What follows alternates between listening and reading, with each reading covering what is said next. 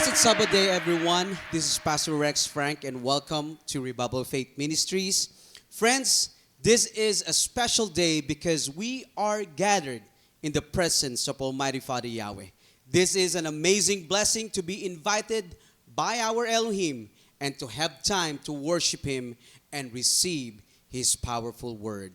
So I encourage everyone today to focus and to give all your attention to worshiping Abba Yahweh and receiving His powerful word today. Can everyone say hallelujah? Hallelujah. All right. To start our message today, let us read our opening Bible passage, and let's read Deuteronomy chapter 10, verses 12 to 13. And it says, "Now, Israelites, listen. What does Yahweh, your Elohim, really want from you? Yahweh, your Elohim, wants you to respect Him and do what He says. He wants you to love Him and to serve Yahweh, your Elohim, with all your heart and with all your soul. So obey the laws and commands of Yahweh that I'm giving you today. These laws and commands are for your own good." Hallelujah. Friends, let us humble ourselves and pray before our Almighty Father Yahweh as we receive His word today. Let us pray. Heavenly Father Yahweh, Father, we come before you with thankful hearts for the gift of life, the blessing of your Sabbath day, and the privilege of gathering in your presence. Father, please open our hearts and minds today. Remove any distractions and help us focus completely on you. May your Spirit guide every word that is spoken and every truth that is received. Help us, Father Yahweh, not only to hear your word, but to live it every day or every single day. Once again, we are thanking you for all the wonderful and amazing blessings that you have given to each and every one of us. And we ask all these things in the name of your Son, our Savior, Yahshua Messiah. Hallelujah, hallelujah. All right. Friends, our message today is entitled, Living Close to Yahweh. Living Close to Yahweh. Or sa Tagalog, mga kapatid, pamumuhay ng malapit kay Amang Yahweh. Alam niyo mga kapatid, we live in a world where we can reach and be connected to almost anyone in just a few seconds. Tama po ba? Our phones keep us informed all the time. Different social media platforms keep us updated every second of every day. Yet despite all these connections, mga kapatid, marami pa rin ang nakakaramdam ng kalungkutan, nakakaramdam ng pagod at kawalan ng direksyon sa kanilang buhay. Marami pa rin mga tao ang anxious, marami pa rin mga tao ang feeling nila ay nag-iisa lamang sila sa kanila pong buhay. Tama po ba? Friends, according to a global survey, ang sabi, nearly 1 in 4 people still experience loneliness. Halos isa sa bawat 4 na tao daw ang nakakadama pa rin ng kalungkutan at pag-iisa sa kanila pong buhay. So ano po ang ibig sabihin nito, mga kapatid, mga kaibigan? This survey shows us that we can be connected to many people and still feel lonely, still worried, and feel empty inside. Listen to this, my friends. Listen to this. Digital connection can never replace a deep and personal relationship with Abba Yahweh. Ulitin ko, mga kapatid. Digital connection can never replace a deep and personal relationship with Abba Yahweh. Kahit connected tayo sa maraming mga tao, hindi nito kayang palitan ang isang malalim at personal na relasyon sa ating Ama. And this is the truth. We may be connected to the whole world, But if we are disconnected from Abba Yahweh, something deep within us will always remain empty. Listen to this, my friends. No amount of attention, success, possessions, or human connection can ever replace the presence of our Almighty Father Yahweh sa ating pong buhay. The most important connection, mga kapatid, in our lives is not the one that gives more followers, more opportunities, or more success. It is the connection that brings you closer to Abba Yahweh. Yan po, mga kapatid, ang pinaka magandang connection na dapat po nating hanapin. Yung connection po natin sa ating Ama. Maraming mga tao ngayon, mga kapatid, ang hindi nakikita ang tunay na kalagayan ng kanilang kaugnayan sa ating pong Amang Yahweh. They may think they are close to Abba Yahweh, but in reality, they have already drifted far from Him. Bakit po natin nasabi ito, mga kapatid? Dahil may panahon sila para sa maraming mga bagay, marami silang oras para sa cellphone, maraming oras sa ibang tao, para sa ibang mga tao, pero wala ng oras sa panalangin, walang oras sa pagsamba, at hindi sumusunod sa ating Amang Yahweh. Kaya ito po, mga kapatid, ang napakahalagang tanong sa atin ngayon. Ano po yun? Are we truly living close to Abba Yahweh, or are we slowly drifting away from Him? Napakagandang katanungan. Are we truly living close to Abba Yahweh? Talaga bang malapit tayo sa ating Amang Yahweh? Or are we slowly drifting away o napapalayo na tayo sa ating Ama? Friends, here is the painful truth. Itong katotohanan. Maraming tao ngayon ang puno ng mga gawain sa kanilang buhay pero kulang sa presensya ng ating Ama. Tama po. They are always busy. They are always busy. But they are not growing closer to our Abba Yahweh. Friends, remember this. Tandaan po natin.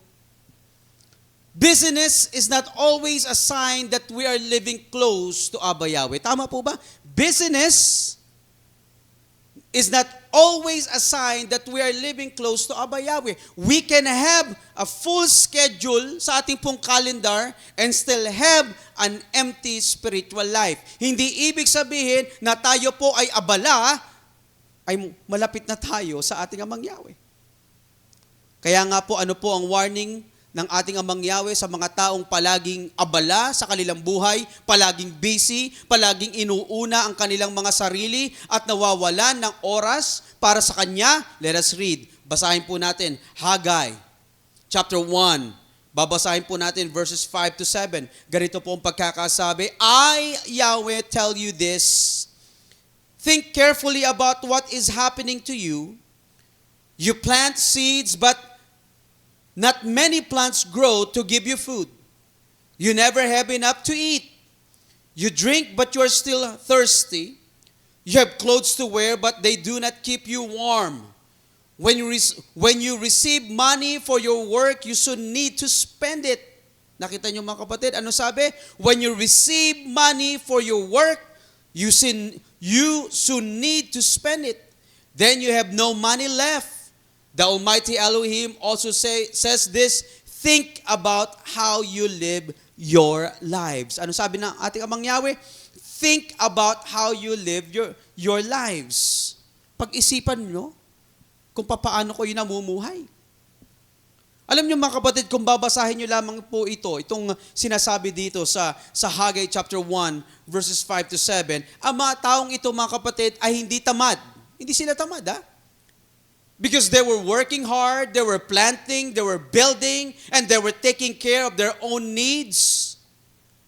Kaya hindi po sila tamad. Pero habang abala po sila sa kanilang mga personal na gawain, meron po silang nakakalimutan. Ano po yun? Nakakalimutan naman nila ang kanilang paglilingkod sa ating Amang Yahweh. Nakakalimutan nila ang kanilang relasyon sa ating Amang Yahweh. Friends, marami silang ginagawa, pero kulang pa rin ang kanilang ani, sabing ganyan. Tama po ba? They were planting, pero nagkukulang pa rin sila. Kumakain sila, sabing ganyan, pero hindi po sila nabubusog.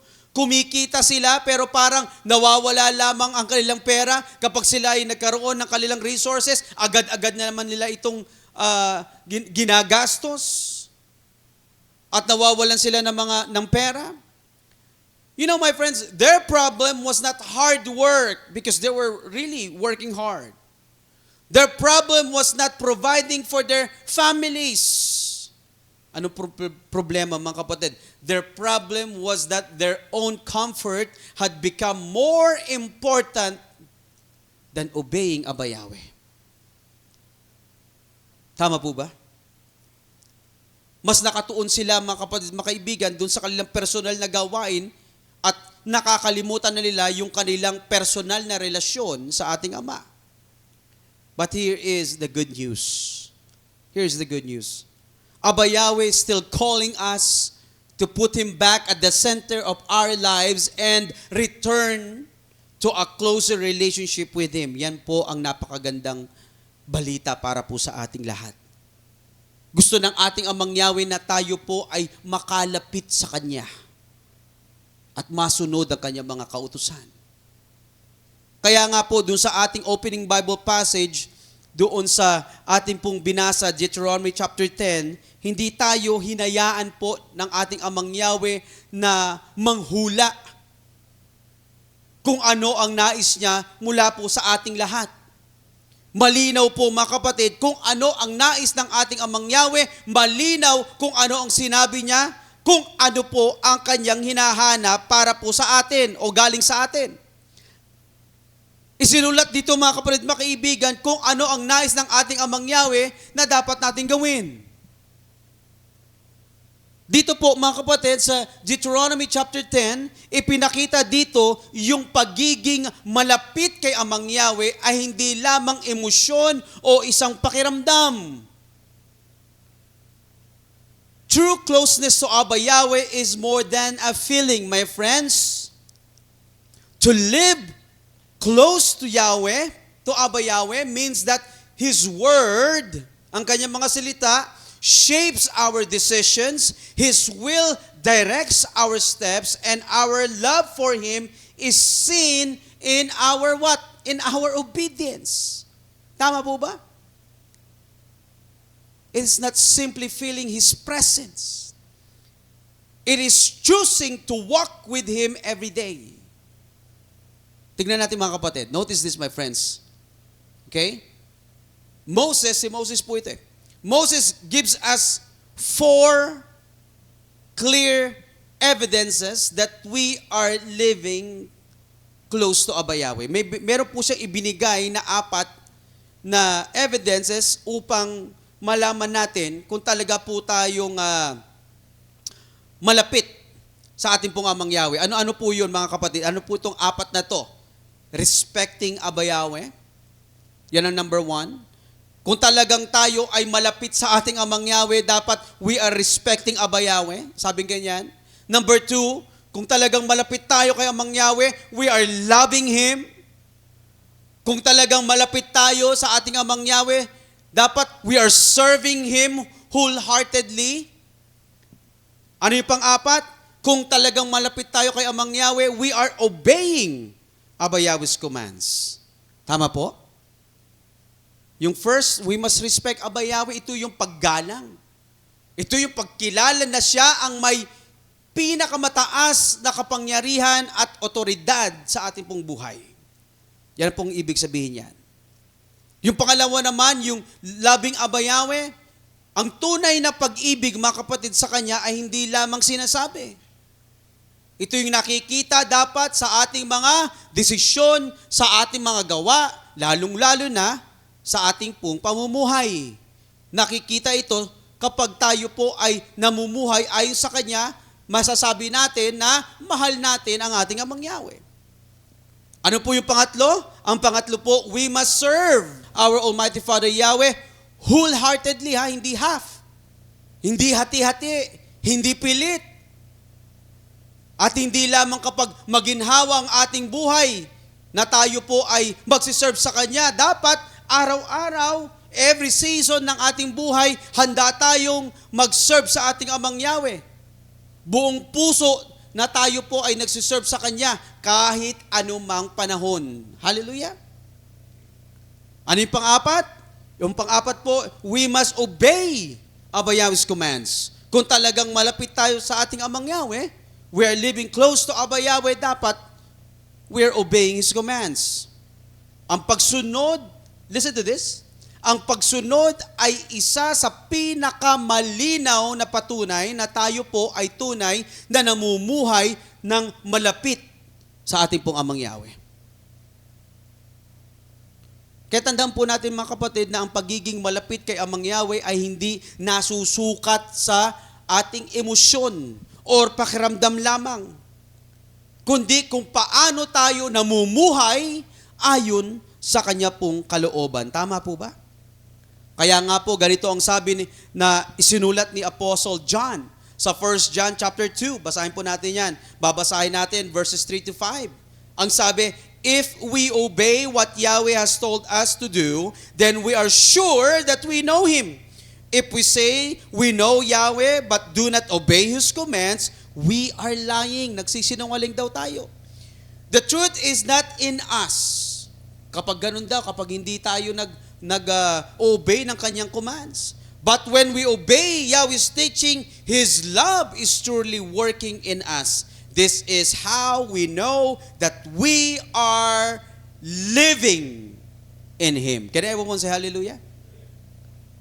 So ano po yung ipinaliwanag ni Apostle John sa talatang ito, mga kapatid? Hindi natin maaaring sabihin na kilala natin ang ating Amang Yahweh, hindi natin maaaring sabihin na mahal natin ang ating Amang Yahweh kung patuloy naman nating binabaliwala ang Kanyang mga kautusan. Tama po ba? Listen to this, my friends. We do not obey Abba Yahweh to earn His love. Tama po? We do not obey Abba Yahweh to earn His love. We obey because we love Him. We obey because we trust His wisdom. We obey Abba Yahweh because we believe that His ways are for our good. Hallelujah. And this agrees with the words of our Messiah Yeshua dun sa John chapter 14 verse 15 na ang sabi ng ating Messiah Yeshua, if you love me, obey my commands. Ganito po rin yung sinabi doon sa Deuteronomy chapter 10 verse 13, yung ating opening Bible passage na Abba Yahweh's laws, yung kanyang mga commands, yung kanyang mga kautusan are for our own good. Tama po ba? Para sa kabutihan natin yung pagsunod eh. Kapag tayo'y sumusunod sa ating Amang Yahweh, kapag sinusunod natin ang Kanyang mga kautusan, may magandang mangyayari sa ating pong buhay. Ikabubuti natin ang pagsunod sa Kanyang mga kautusan at hindi po ito ibinigay para pahirapan po tayo. Ibinigay ito para gabayan tayo, ingatan ang ating mga buhay. Can everyone say hallelujah? Look at this, my friends. Look at this.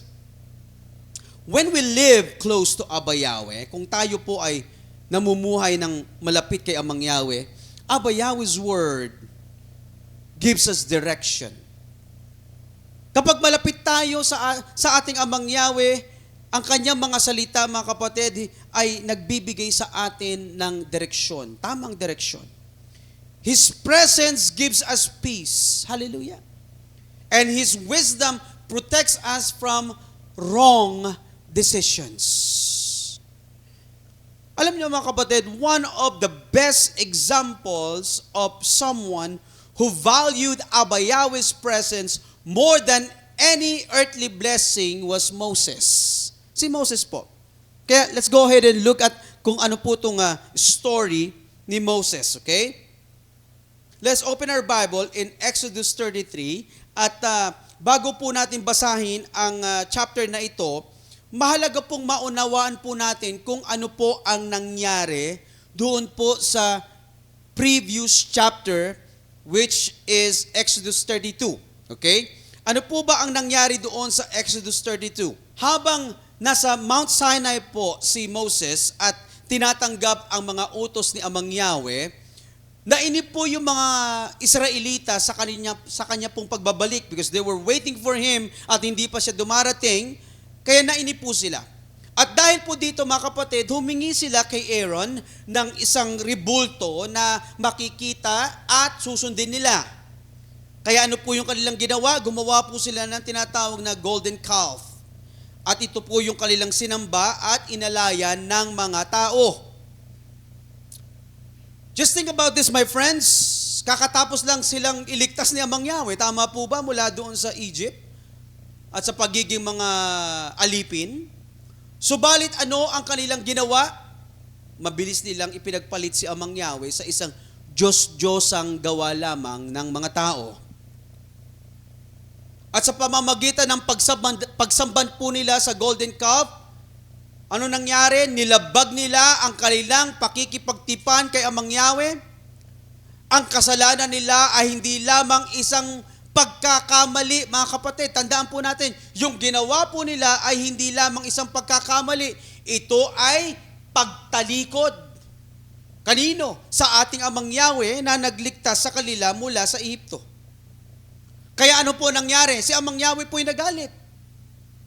Nagalit po si Amang Yahweh sa kanila at nais nga silang puksain ang ating Amang Yahweh because of what they did. Subalit nakiusap po at namagitan po si Moses para sa mga tao. Kaya po pagdating doon sa Exodus 33, sinabi ni Amang Yahweh sa mga tao, o sige, maaari kayong pumunta doon o magpatuloy patungo sa promised land. Okay? However, may mabigat pong consequence or may mabigat na kapalit ang kanilang kasalanan na pagsamba doon sa Diyos-Diyosan, doon sa golden calf. Ano po ito mga kapatid? Sabi ng ating Amang Yahweh, maaari silang magpatuloy sa kanilang journey papunta doon sa promised land, pero ano po yon? Hindi sasama sa kanila ang presensya ng ating Amang Yahweh. Basahin po natin yan. Exodus 33 verse 3, ganito pong pagkakasabi.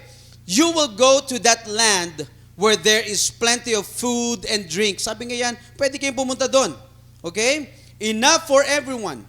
But I will not trouble with you. Ano sabi ng ating Amang Yahweh? Mabigat po ito. Sabi nga yan, but I will not trouble with you.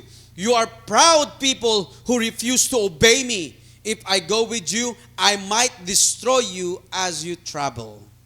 Ito po yung mabigat na consequence na kanilang ginawang kasalanan. Maaari pa rin nilang marating yung lupang pangako, pero sinabi ni Amang Yahweh na hindi sila sasamahan. Wala yung presensya ng ating Amang Yahweh sa kanila.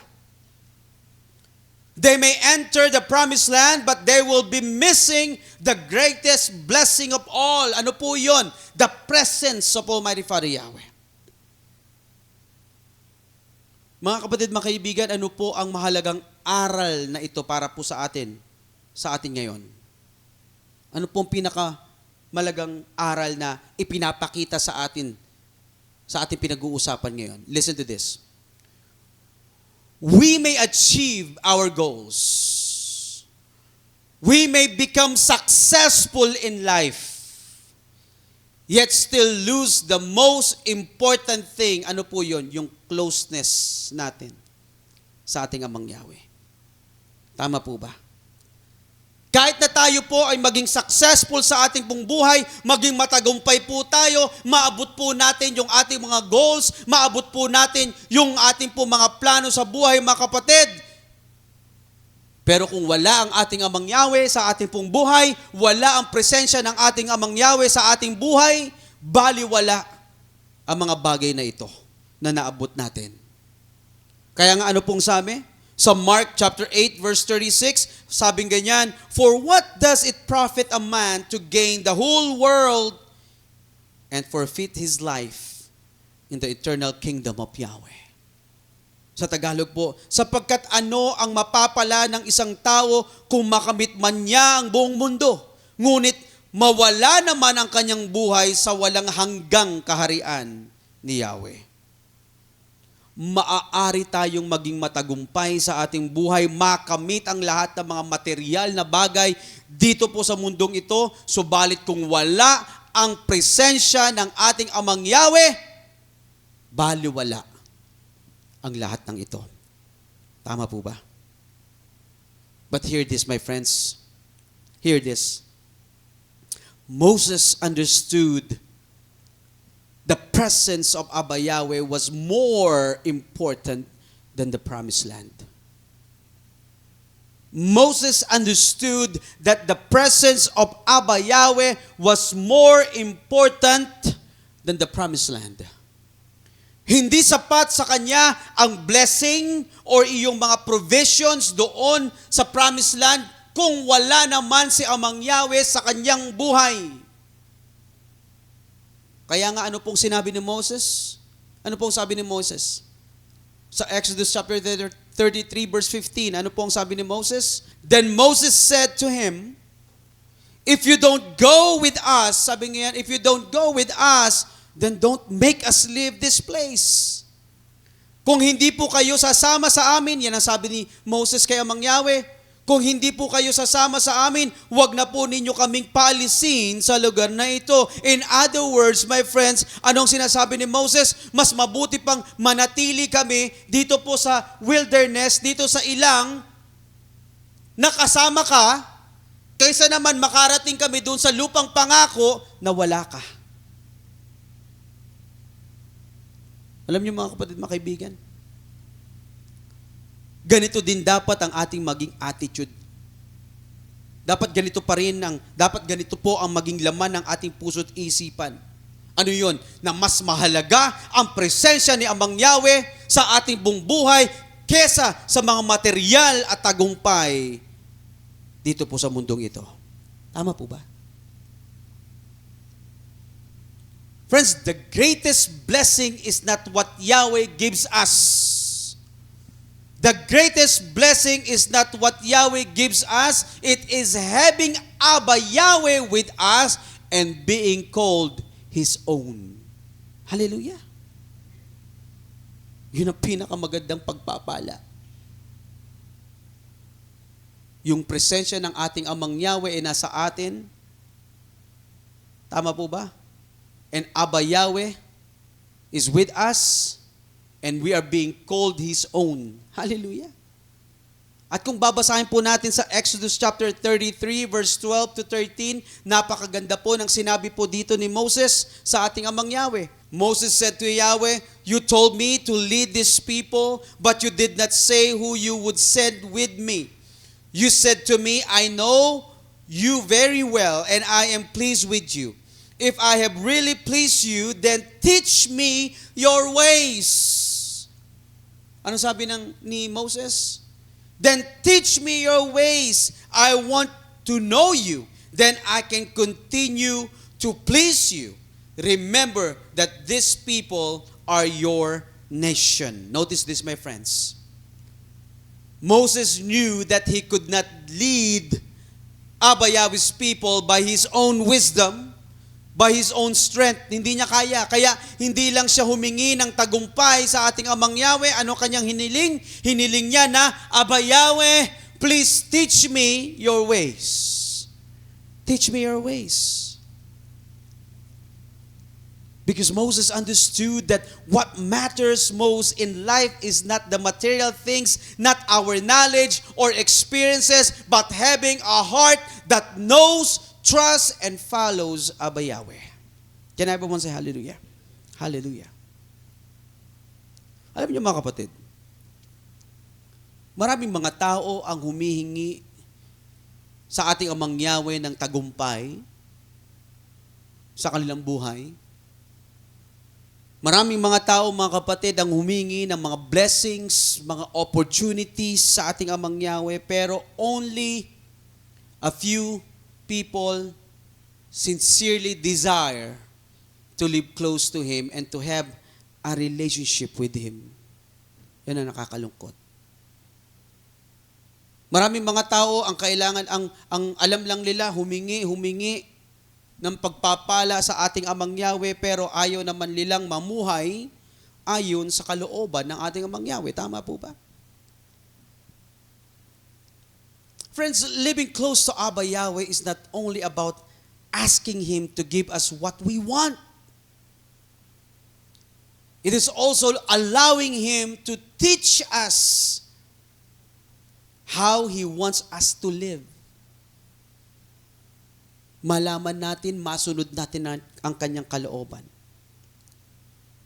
Friends, we cannot claim to desire Yahweh's presence sa ating pong buhay while rejecting His ways. Tama po. Ang gusto natin ay mapasa atin ang Kanyang presensya, pero ayaw naman natin na maturuan tayo ng Kanyang mga salita. Alam niyo mga kapatid, kapag itinuturo ni Abba Yahweh ang Kanyang mga paraan, itinutuwid niya ang ating mga desisyon, binabago niya ang ating pag-uugali, at inilalapit ang ating puso sa Kanya. Yan ang ginagawa niya mga kapatid kapag itinuturo niya ang nais niya na dapat nating gawin. Tama po ba? Just look at what happened to Moses, my friends.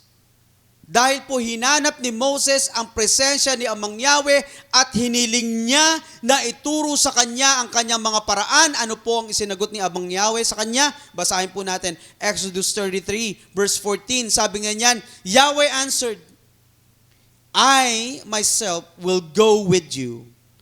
I will lead you. Can everyone say hallelujah? Ano sabi ng ating Amang Yahweh? I myself. Ako mismo.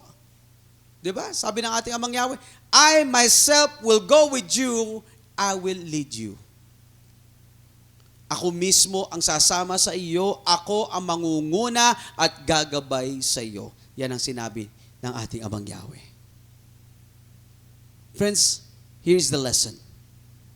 When we value Abba Yahweh's presence above everything else, we will not ask Him only to bless our plans, we will allow Him to lead our entire lives. Tama po ba? Living close to Abba Yahweh means giving Abba Yahweh to direct our plans, to correct our decisions, and to change our direction. Tandaan po natin mga kapatid, mga kaibigan, hindi po lahat ng gusto natin, ay makakabuti sa atin. Tama po? Hindi lahat ng gusto natin ay makakabuti sa atin. Kaya kailangan nating hanapin ang kalooban ni Amang Yahweh bago tayo magdesisyon. Before accepting an opportunity or making an important decision, let us not ask only, will this make me successful? Dapat itanong natin ang katanungang ito. Will this help me obey Abba Yahweh? Will this help me honor the Sabbath day? Will this help me care for my family and remain close to Abba Yahweh? Di ba? Bago ka gumawa ng desisyon, bago ka mag-accept ng mga opportunities sa iyong buhay, dapat ito yung mga dapat tinatanong mo sa sarili mo. Makakatulong ba ito sa pag-obey ko kay Amang Yahweh? Mau-honor ko ba ang araw ng Sabat kapag in-accept ko ito? Will I be able to take care of my family? Hindi lang physically but spiritually? Kapag in-accept ko ba ang posisyon na ito, I will remain close to Abba Yahweh? Tandaan po natin mga kapatid, kung ang isang bagay ay nagbibigay sa atin ng pansamantalang tagumpay at inilalayo naman tayo o inilalayo ang ating puso kay Amang Yahweh, hindi ito dapat pag-ukulan ng ating oras at ng ating pansin. Remember this, not every opportunity is a blessing if accepting it requires us to disobey Abba Yahweh. Tama po? Not every opportunity is a blessing if accepting it requires us to what? To disobey Aba Yahweh. Hindi po blessing yan. Because the greatest blessing is not simply reaching our goals or fulfilling our plans. It is knowing that we stayed close to Aba Yahweh and obeyed Him every step of the way. Can everyone say hallelujah? Friends, Moses was not perfect. Alam naman po natin yan. Pero ano pong sinabi ng Bible sa kanya? Paano ang dinescribe si Moses? Sabi nga yan, he is a very humble man. Ganito po ang sabi sa Numbers chapter 12 verse 3. Sabi nga, Moses was a very humble man. He was the most humble person in the whole world. Friends, Moses' humility was not weakness. Yung pagiging humble niya, mga kapatid, hindi po weakness yun. His true strength came from recognizing that he needed Abba Yahweh's wisdom, Abba Yahweh's presence, and Abba Yahweh's guidance in everything he did. And this is why humility is very important. Because humility brings us closer to Abba Yahweh. A humble person can be taught. Diba? Kapag ikaw ay humble, maaari kang turuan. A humble person can be corrected. Tama po? A humble person can admit, I was wrong. And I need to return to you, Abba Yahweh. Kaya napakahalaga ng humility. Mahalaga ang humbleness. Friends, Moses shows us that living close to Abba Yahweh does not remove our responsibilities or prevent every difficulty sa ating pong buhay. Abba Yahweh's presence gives us the wisdom, the courage, and strength to remain obedient while facing those challenges. Tama po? Alam naman po natin, Moses still had to lead difficult people through a difficult wilderness. Tama po? The journey did not become easy. But the good thing is, he no longer had to face it without Abba Yahweh's guidance. Dahil, kasama niya ang ating Amang Yahweh. Can everyone say hallelujah? So ano po ang pinakamahalagang aral na itinuro ni Moses sa atin ngayon? Alam niyo mga kapatid, we must value Yahweh's presence more than status. We must value Yahweh's presence more than opportunities. We must value Abba Yahweh's presence more than success. The greatest opportunity is not the one that takes us higher, but the one that keeps us closer to Abba Yahweh. Hallelujah! Ngayon, dumako naman po tayo sa New Testament at tignan naman natin kung ano po ang ating mapag-aaralan kay Apostle Peter, kay Pedro po. We also know that Apostle Peter, he loved our Messiah Yeshua. Tama po ba? However, bago dakpin ang ating Messiah Yeshua during the Passover night, meron pong sinabi si Pedro, si Apostle Peter sa ating Messiah Yeshua. Ano po yung sinabi ni Apostle Peter kay Messiah Yeshua? Basahin po natin Matthew chapter 26, verse 33. This is before na dakpin po ang ating Messiah Yeshua. Peter said to Yeshua, even if everyone else runs away, anong sabi niya? I will not leave you. Kahit na daw magtakbuhan yung mga tao, mga kapatid, hindi daw niya iiwan ang ating Messiah Yeshua. So nakita po natin dito na he was very confident. Di ba? Sabi niya, kahit na anong mangyari, hindi kita iiwan. Kahit magtakbuhan ng lahat, hindi kita iiwan. Apostle Peter believed that his own strength would never fail. Subalit ano po ang sabi ng ating Messiah Yeshua kay kay Pedro. Let's continue to read Matthew chapter 26, verse 34. Ganito po ang sabi ng ating Messiah, Yeshua. Yeshua answered, "The truth is," sabi niya, "tonight you will say you don't know me. You will deny me 3 times before the rooster crows." Nakita niyo mga kapatid? Sabi niya, "Tonight you will say you don't know me." Sa gabing ito, sasabihin mo na hindi mo ako kilala. Yan ang sabi ng ating Messiah Yeshua sa kanya. Look at this, my friends. Yeshua warned Peter that he would deny him. Pero sa halip na makinig sa babala ng ating Messiah Yeshua, ano ang pinagmalaking sagot? Nagmalaking sagot si Pedro. Ano ang kanyang pinagmalaki na sinabi sa ating Messiah Yeshua? Basahin po natin. Matthew 26 verse 35. Sabi niya ganyan, "But Peter answered, I will never say I don't know you. I will even die with you." Sabi ganyan ni Peter. And all the other followers said the same thing. See, Peter sincerely believed that he was ready to die for our Messiah Yeshua.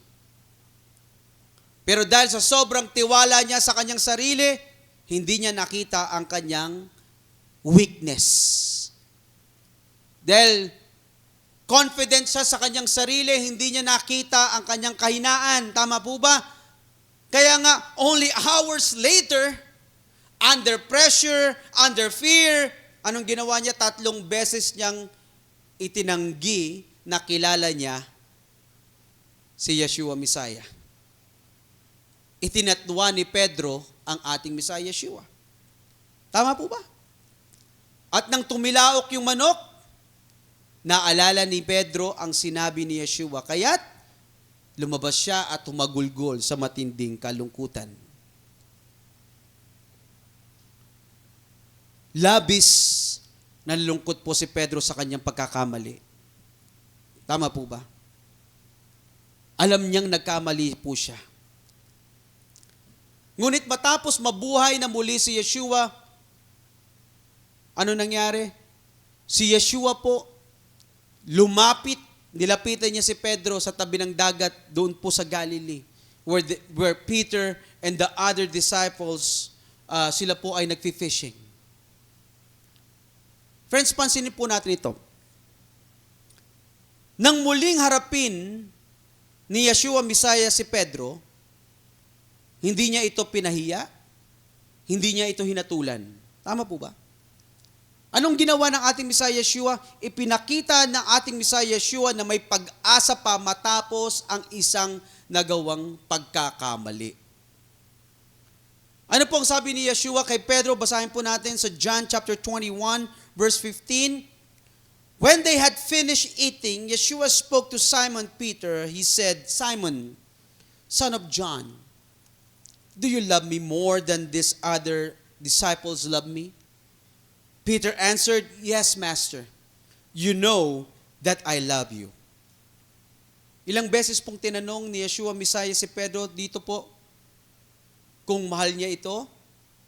Kung babasahin po natin lahat ito, mga kapatid, 3 times, 3 beses na tinanong ng ating Messiah Yeshua kung mahal niya.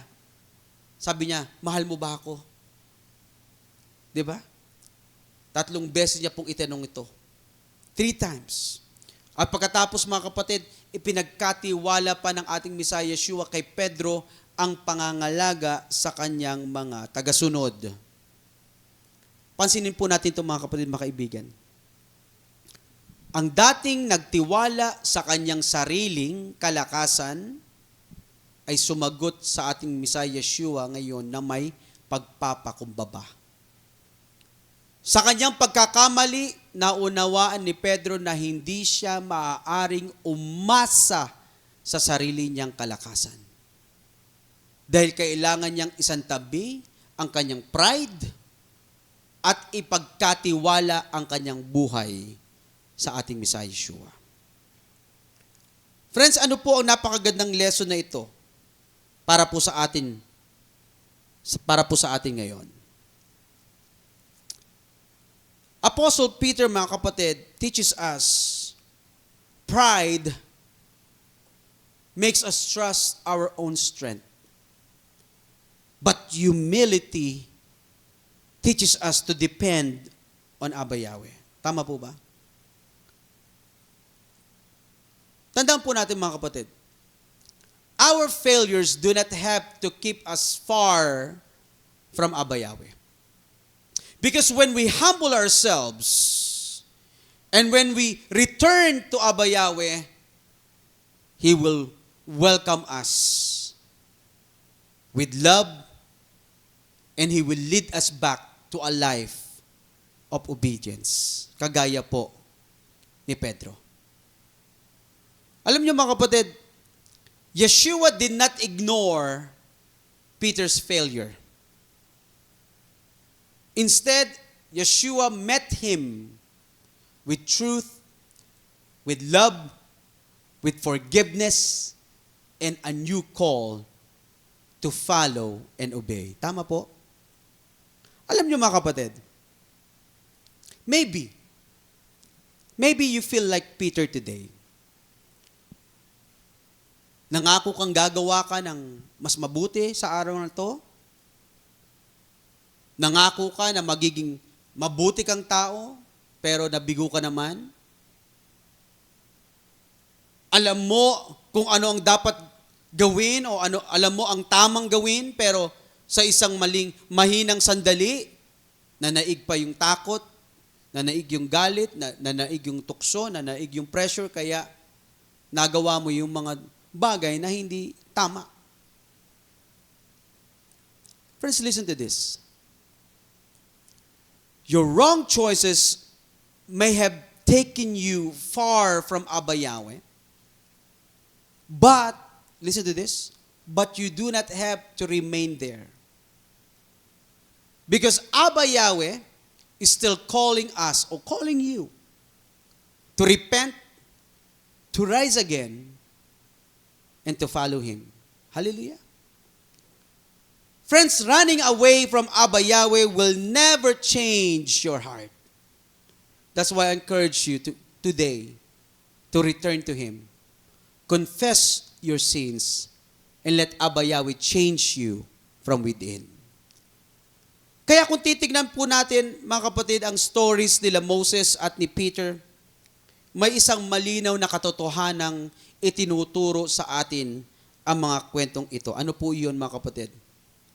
We cannot live close to Abba Yahweh while relying only on our own strength. Tama po. Si Moses po ay humarap sa isang mahirap na paglalakbay, pero tumanggi siyang magpatuloy sa kanilang paglalakbay kung hindi sasama si Amang Yahweh sa kanila. Si Apostle Peter naman, mga kapatid, ay nagkamali. Tama po. Pero nagpakumbaba siya at muling tumugon sa tawag ng ating Messiah Yeshua. Kaya kahit humaharap tayo, mga kapatid, sa mahirap na daan o mayroon tayong daladalang mga problema dahil sa isang maling desisyon na nagawa po natin, our response must be the same. Ano po yung dapat nating gawin? Ano po yung dapat nating response? Kahit tayo po ay may mga challenges sa ating pong buhay, kahit may mga maling desisyon tayong nagawa, dapat ito po ang response natin sa ating Amang Yahweh. Palagi dapat tayong lumapit sa Kanya, makinig tayo sa Kanyang tinig, at sumunod sa Kanyang mga kautusan araw-araw. Can everyone say hallelujah? Hallelujah. So as we end this message today, let us read James chapter 4. James chapter 4 verses 7 to 10. Ganito po ang pagkakasabi. So obey Yahweh's authority. Be strong against the devil and he will run away from you. Come near to Yahweh and He will come near to you. Be clean in the way that you live. Stop doing wrong things. Make your minds clean. You cannot love sin and love Yahweh at the same time. Verse 9. Be sorry about your sins and weep. Stop laughing, instead be sad. Do not be happy, but be very upset. Be humble in front of Yahweh, your Elohim. Then He will lift you up to a good place. Can everyone say hallelujah? Friends, living close to Yahweh is more than seeking a feeling. James tells us to submit to Abba Yahweh. James told us to what? To resist the devil, turn away from sin, cleanse our lives, and humble ourselves, and come near to Abba Yahweh. You know what, my friends? Abba Yahweh is not just calling us to feel closer to Him. Abba Yahweh is calling us to repent, to return, and to walk with Him in obedience. So let this be our decision today, my friends. Like Moses, we will not move forward without Abba Yahweh's guidance. Like Peter, mga kapatid, we will not allow failure to keep us far from Abba Yahweh. We will humble ourselves. We will return to Abba Yahweh. And we will walk in obedience every day of our lives. Can everyone say hallelujah? Hallelujah. Friends, sumayin nyo nawa ang kapayapaan, ang pag-ibig at pananampalataya na nagmumula sa ating Amang Yahweh at sa ating Messiah Yeshua. Pagpalain nawa ng ating Messiah Yeshua ang lahat na nagmamahal sa Kanya ng tapat. Tumayo po tayo mga kapatid at tayo po'y manalangin. Abba Yahweh, Father, we thank you for speaking to us today. We thank you that even when we have drifted away, your mercy still calls us to come near to you. Father, please forgive us for our pride, for our carelessness. Forgive us from our sins, delayed obedience, and the distractions we have allowed to take your place in our lives. Father Yahweh, please teach us your ways. Help us to seek you daily. Love your word every day. Pray honestly and obey quickly.